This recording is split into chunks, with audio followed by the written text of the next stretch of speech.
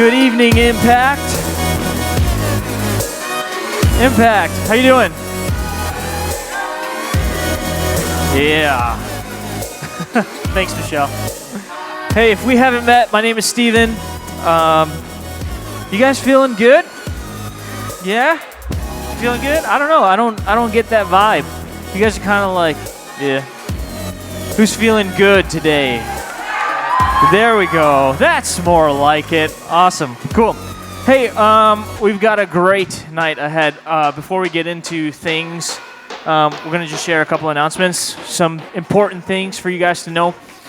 First thing is, we've been talking about it like every week for like several weeks, and you can probably guess what it is.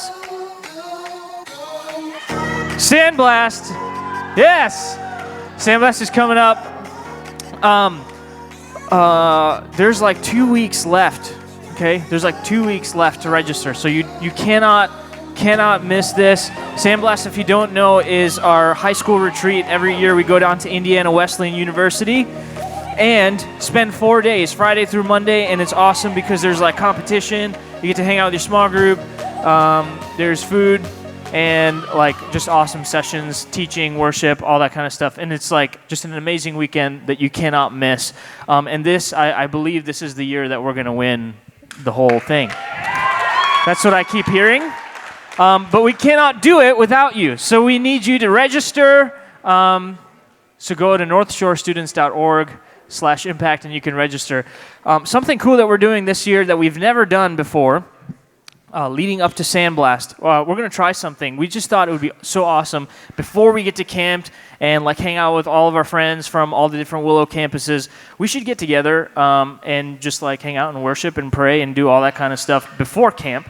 And so that's exactly what we're going to do on July 12th. We have this thing that we're going to try called the Vision Night. We're going to head to the South Barrington campus of Willow.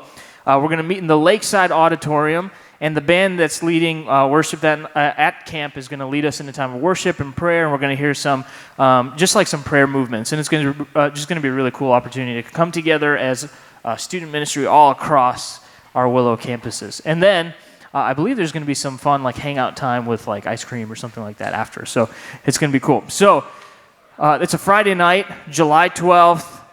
You want to be there, okay? One last thing, and that's about next week. So next week, we are not going to meet here at 6 p.m., okay? We're going to do something a little bit different. For Impact, we are going to go to, Ken, what's the name? You airdropped me the thing, and I totally didn't look at it. Thomas Richardson Park.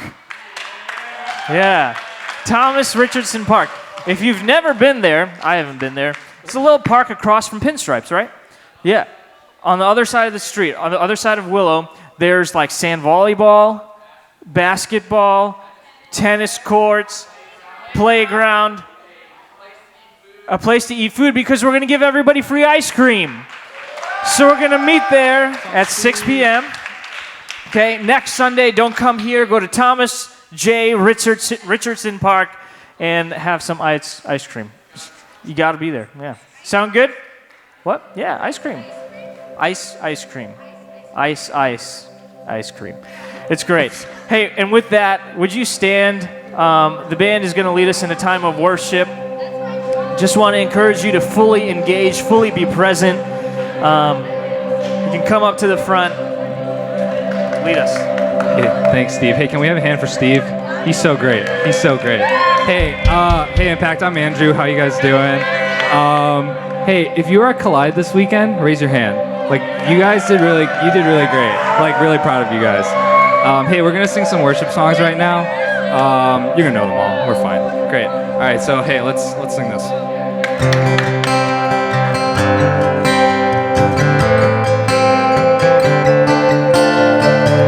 The sun now bursting through the clouds, black and white, turn to colors all around. All is new, in the Savior I am found. This is living now.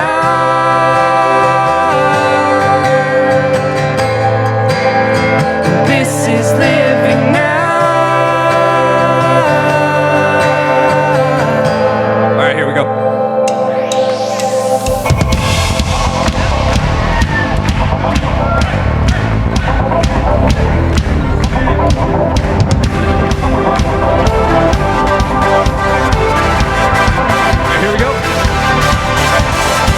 Waking up knowing there's a reason, and all my dreams come alive, and life is for living with you. I made my decision. You lift me up, fill my eyes with wonder. Forever young in your love, this freedom's untainted with you. The moment is wasted. Alright, here we go. See the sun now bursting through the clouds, black and white, turn the colors all around. All is new in the Savior I am found. Alright, here we go. This is living now.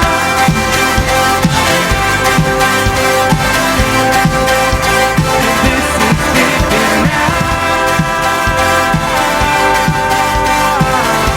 Alright, Kelly.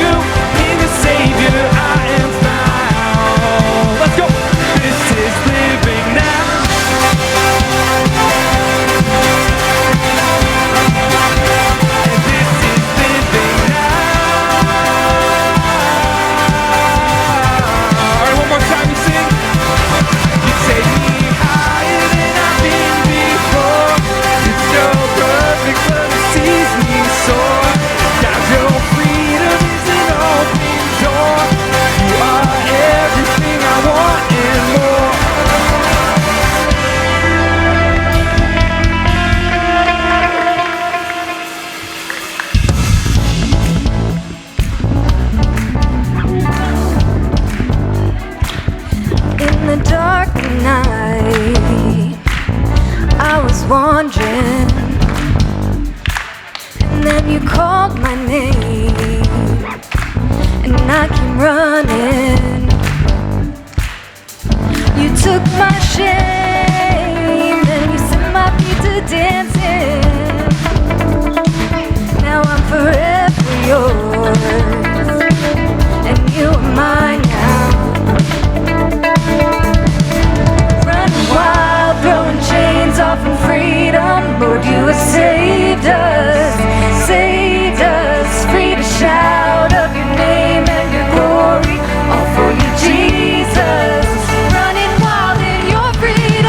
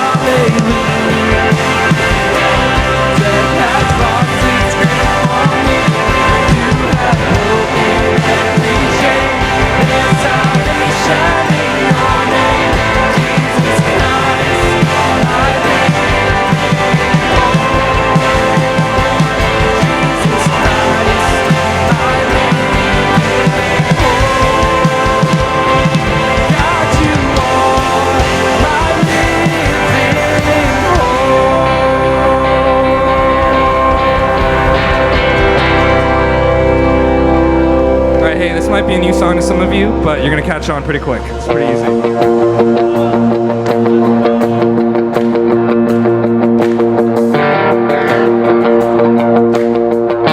I sing this.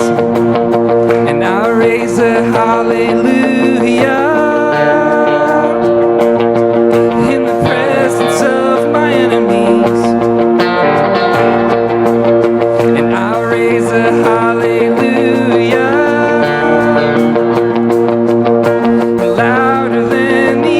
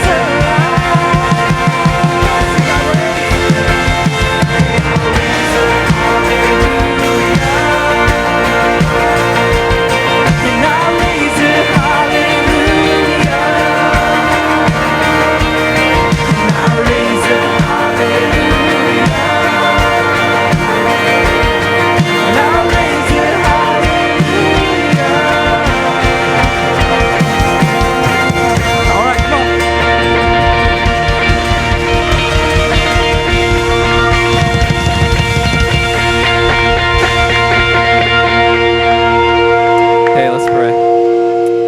Dear Heavenly Father, I just thank you for just what a great time we can have to praise you and honor you in everything we do, Lord. I just pray for every student here at Impact today, Lord, that you would speak to them in a new way today, Lord. I pray that you'd be with Cameron, Lord, as he speaks today, Lord. And I just thank you for this time. In your name we pray. Amen. Hey, it was great worshiping with you guys. Why don't you take a seat?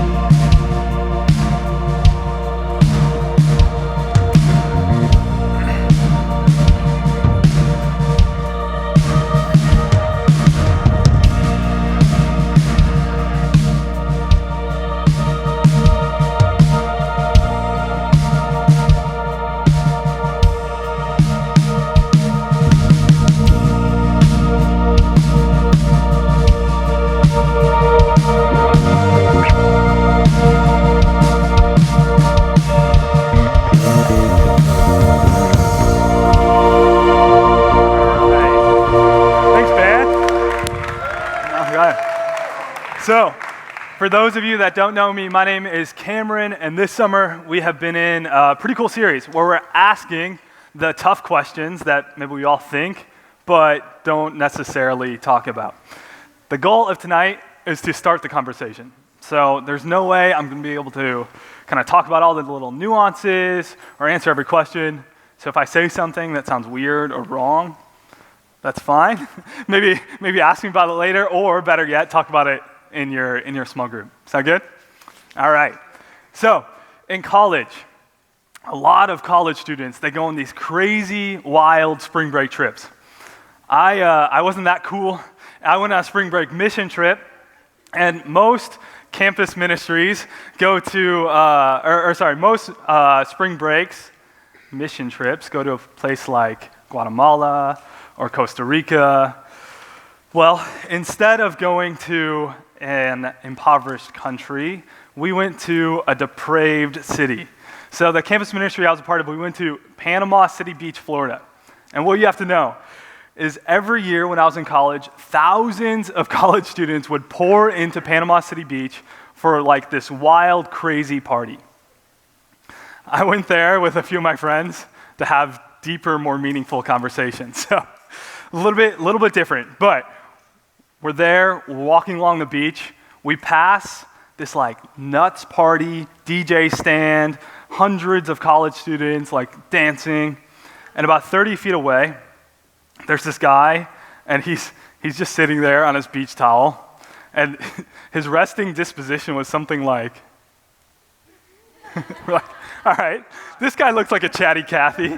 Let's talk. And so, sit down, and he's telling us like how he got here, why he's here, and like what school he goes to, his major, all of those types of things. And then he starts talking about spirituality. And he begins to kind of dive in. He asks us, so we tell him a little bit, like, yeah, we're Christians, and share a little bit about what Jesus means to us. And then he like sits back and he's like, aren't all religions just the same? We're like, well, he continued to go on, and if I could paraphrase it, because he wasn't super concise with his words, he described something that I like to call woke theology. And you've probably heard something along these lines. It's like, you do you. Live your best life now. And as long as you're not hurting somebody, as long as you just are basically a good person, you're good. You're good. Because all religions, they're basically the same thing. So he says something along those lines. And that's when I shared with him, it's this verse in John 14:6. It's Jesus speaking. He says, I am the way, the truth, and the life. No one comes to the Father except through me. I am the way, the truth, and the life. No one comes to the Father except through me. And so if you were to ask Jesus, are all religions the same? Well, he would say, no. But I think the biggest challenge with this woke theology, if you will, is that it sounds really good. Like it sounds kind of right. Until you begin to peel back the layers and pick apart really the logic of it. I went to Northwestern. I had this professor. He was kind of eccentric guy, and he was describing world religions in one of his lectures. And he's talking about how, using this analogy that I've heard many times since, like how all world religions are like blind men. They're approaching this elephant, but they've never seen this elephant before, never touched it, obviously. And so the first blind man, he goes up to this elephant, and he touches the trunk. Says, "Oh, I know what this is. This is a snake." And another blind man approaches the same animal, not knowing what it is, never feeling it or seeing it before. He touches the ear. He says, "Oh, I know what this is. This is a fan." And a third man approaches the same animal, not knowing what it is. He touches the leg, and he says, "Oh, I know what this is. This is a tree trunk."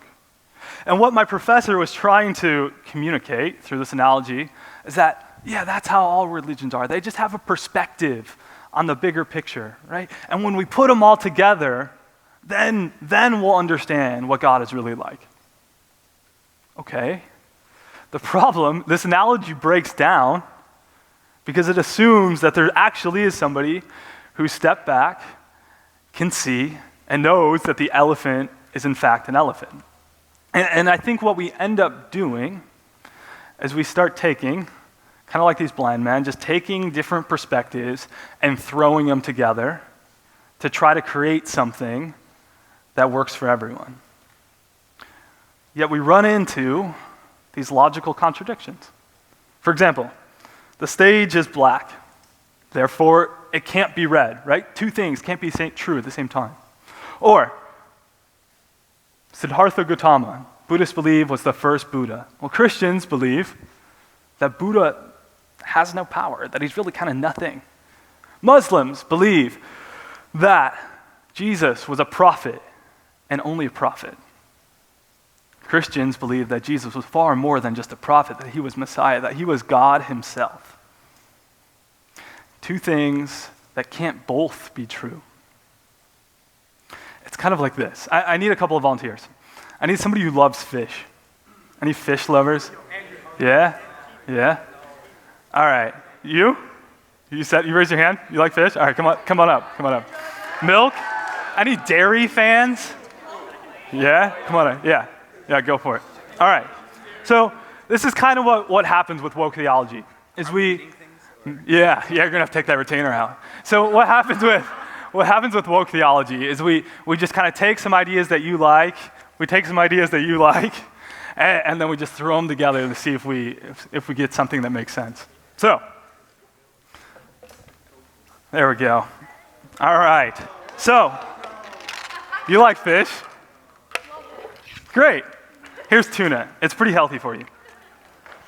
Ooh, sriracha, let's go. And you like milk? Oh, are you kidding me? Yeah? No, it's good. I like milk too. So we'll add those together. And I'm a big fan of sriracha. Do you guys like sriracha? I love sriracha. Yeah, good. So we all like these things. Glad we're all on the same page. And then what we do, maybe a little more milk. What we end up doing is we take these different ideas, take these maybe different perspectives, and we shake them together. And then we, it's lactose free. That's all right. You'll have some, right? It's good. Come on, man. Yeah.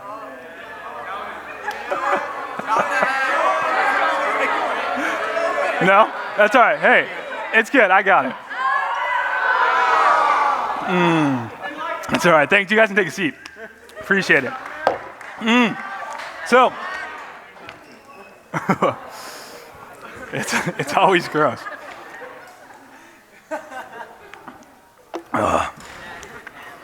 So, what we do when we just take these things, throw them together with no regard for logic, no regard for rationale, we end up with something that is simply not logically palatable. Because there's different truths that both just don't go together. And I think if we try to say, okay, are all religions the same? Well, no, they're different. And I think what often happens, though, is we sit kind of in our position with the people that believe the same things as us, and we go and we just take shots at people who don't believe the same thing. And I think what we're actually called to is to sit at the table and say, okay, here are the things that we agree on, and there's a lot. And here are the things that are really core to who we are, and we disagree on. And that's okay, because we can have that conversation. We can have that conversation about how our religious beliefs are different. And as a result, we're able to maintain the relationship and able to further future conversations to put Jesus on display. So, okay, if all religions aren't the same, can we say that one is right? Or maybe put it a different way, can we say that others are wrong? Is that arrogant? Does that lack compassion? Well, what I've done is I have 4 beliefs up there. And what I think we're willing to do, I think we're willing to say that some are wrong. Here's 4 beliefs. I put 4 up there. I want you to guess which one is the one I made up. Here we go. Oh, all right, so I'm going to read off 4. Guess which one I made up. Ready? 1, adherents believe that an extraterrestrial dictator brought billions of people to Earth, stacked them around volcanoes, and killed them using hydrogen bombs. The essence of these people form around people in modern times. All right, who thinks I made up 2 then? Adherents believe that their genitals are retracting and will disappear. 3, adherents believe that there are 72 planets having intelligent life. Level 1 is closest to heaven, level 72 is closest to hell, and Earth is at level 68. 4, adherents believe that antagonistic space aliens are manipulating world leaders. All right, who thinks I made up 1? 1? Who thinks I made up 2? A few people? You guys think I'm a real creep? 3, who thinks I made up 3? All right, what about 4? Some? Okay. All right. So the truth is that these are all religious beliefs practiced by people somewhere on this earth. And I don't think we would look at these. Hold on. Yes, I know they're ridiculous. They're crazy. And that's exactly the reaction that you should have. No, that's exactly the reaction you should have. Because those are crazy. They're crazy. And I think we're pretty comfortable saying that they're crazy and that they're wrong. Because they have no basis in reality. They have no foundation in evidence. So we look at these and say, yeah, okay, those are wrong. Those are for sure wrong.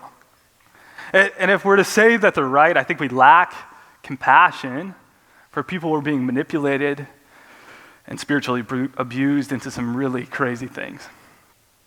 So then we say, all right. But what if we just talk about the major world religions, the ones with millions, if not billions, of followers? What if we just look at those? And we say, okay, let's look at the evidence, and we say, all right, all major world religions, their founders, they came, they said something pretty profound, and they died. And they stayed dead. Except for one. Jesus, he comes to this earth, he lives, he dies, he's put in a tomb, and days later, he's back to life. And I think it's easy for us in 2019 to say, yeah, we know that story, but that's crazy. I mean, think about how ridiculous that is. That has never happened but one time in the history of humanity. One guy. And Paul, he writes about this in 1 Corinthians 15:6. He's talking about what is of first importance, and he's talking about Jesus and his death and his resurrection and why this matters. And he's encouraging the Corinthians to seek out the evidence, seek out the eyewitness accounts. He says this in 1 Corinthians 15:6. He's talking about Jesus. Jesus appeared to more than 500 of the brothers and sisters at the same time, most of whom are still living, though some have fallen asleep. What he's saying is, yeah, all their major world religion founders, they died, they stayed dead. Except for this Jesus. Not only that, he came back to life, and there are 500 eyewitness accounts. In fact, if it was just Paul claiming this, you'd probably be right to say he's crazy. But he's saying, no, check out the evidence. Talk to those eyewitness accounts. See what they saw. Seek it out. Jesus says, I am the way, the truth, and the life. No one comes to the Father except through me. No one comes to the Father except through me. Is he who he says he is? Well, first, I think we have to understand how Jesus is able to claim that no one comes to the Father except through him. Like, what is that mechanism? How does that work? It's something like this. God, he loves us. He loves you. In fact, when eternal life is described in John chapter 17, it's described in this relational term, that we may know him. Yet, in Romans, we read that we've all sinned and we fall short of God's perfect standard. And some of us fall more short than others, but nonetheless, we all fall short. And if you could see, if this screen behind me showed all my thoughts, all the things that run through my head, you would know just how broken I truly am. And it's the wages of sin are death. What we've earned for our mistakes, for our shortcomings, is separation from him. Jesus was not satisfied with this. So he comes to earth, fully man, fully God, and he pays what we earned. Death on a cross. I like to describe it like this. Imagine that I'm like some super bad guy, I killed someone, and I'm on death row.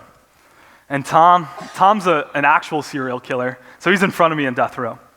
And in my head, it's like, death row is kind of like everyone's waiting in line at the giant drop, right? So he's just in front of me at line. And he turns around to me and he goes, hey, Cam, you want to trade places in line? I'm like, well, we're both going to die. It doesn't really matter, Tom. But then Will is perfectly innocent. He's never committed a crime in his entire life. And he comes to me and he's like, hey, I'll pay the penalty. I'll take it for you. So he steps into line and I get to go free. And that's in the same way, that's what Jesus is doing. Saying he's willing to pay what we earned. He's willing to take that on himself. He dies on a cross and he's buried. And he comes back to life, proving that he is who he says he is and that he has real power to be the only way to God. So how is Jesus the way, the truth, and the life? And how can nobody come to the Father except through him? Well, because Jesus is God himself creating a way back to himself. And so when I think about, are all religions the same? Or is Jesus the only way to God? For me, and my guess is for you too, that this isn't a really tough question intellectually. It's a tough question emotionally. I think intellectually it's easy to kind of walk through and say, are all religions the same? No, not really. There are differences. And can one be right? Well, yeah, okay. Probably at most one could be right. And here's some evidence for Jesus. Right? I think we can do that. I think what's harder are the implications if Jesus is, in fact, the only way to God. And what does that mean for your life? Do you need to reprioritize some things? Are there conversations you need to have? For me, when I think about that, it reorients the relationships that I have.